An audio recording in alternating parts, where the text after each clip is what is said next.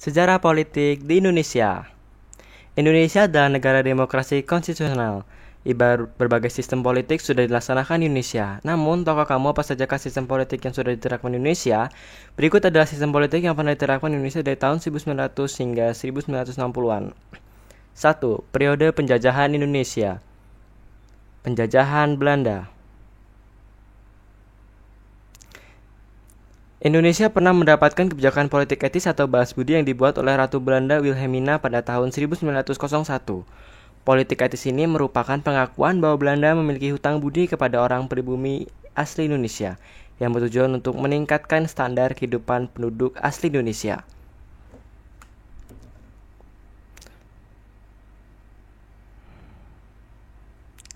Cara untuk mencapai tujuan ini adalah melalui intervensi negara seperti irigasi, pendidikan, dan emigrasi. Politik etis memberikan pengaruh besar bagi Indonesia karena banyak golongan pelajar yang menjadi terpelajar sehingga mampu memperjuangkan kemerdekaan Indonesia melalui diplomasi. Pada Maret 1942, tentara Jepang dibakar semangatnya oleh keinginan akan minyak. Lalu hingga akhirnya mereka menduduki Hindia Belanda walau pada awalnya para Jepang disambut sebagai pembebas oleh penduduk pribumi Indonesia. Namun mereka segera mengalami kesengsaraan di bawah penjajahan Jepang karena kekurangan makanan, pakaian, dan obat beserta kerja paksa di bawah kondisi mereka yang menyiksa.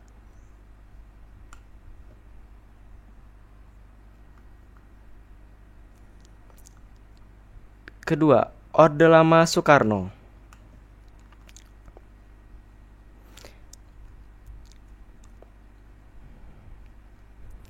Soekarno menerapkan demokrasi parlementer pada tahun 1950-an yang ditandai oleh ketidakstabilan.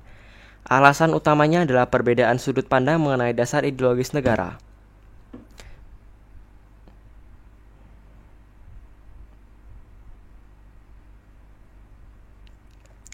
Situasi ini terlihat dalam pemilihan umum pertama di Indonesia. Pemilihan umum pertama ini terjadi pada tahun 1955 yang dianggap jujur dan adil. Berikut adalah foto tentang pemilu pertama di Indonesia.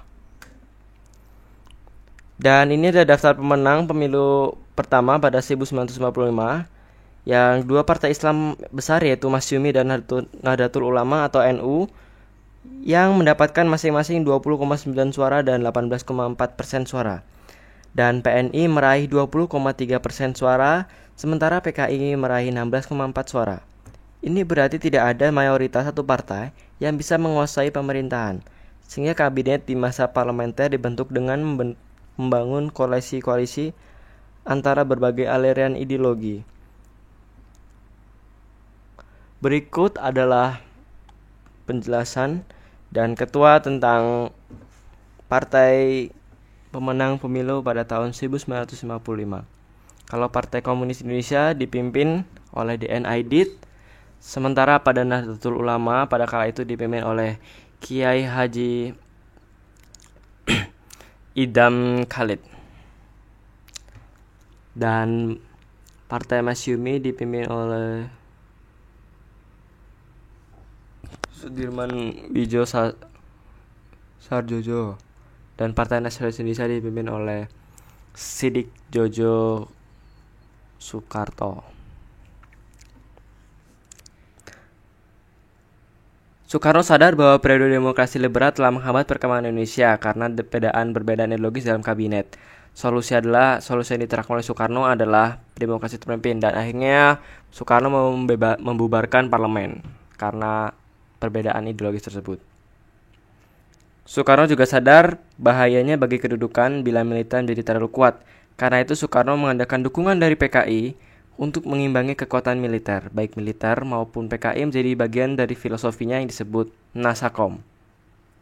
Nasakom adalah sebuah akronim yang mencampurkan 3 buah ideologi yang penting dalam masyarakat Indonesia pada tahun 1950-an.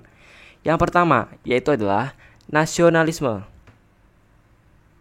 Yang kedua adalah agama, dan yang terakhir adalah komunisme. Terima kasih telah menonton video ini. Apabila terjadi banyak kesalahan, saya mohon maaf. Jangan sekali-kali meninggalkan sejarah, sesuai kata dari Insinyur Soekarno. Terus subscribe channel YouTube saya di Alphonse AMG dan Instagram saya di @alfonsamg_. Terima kasih telah menonton video ini. Jangan lupa like dan subscribe. Bye bye. See you.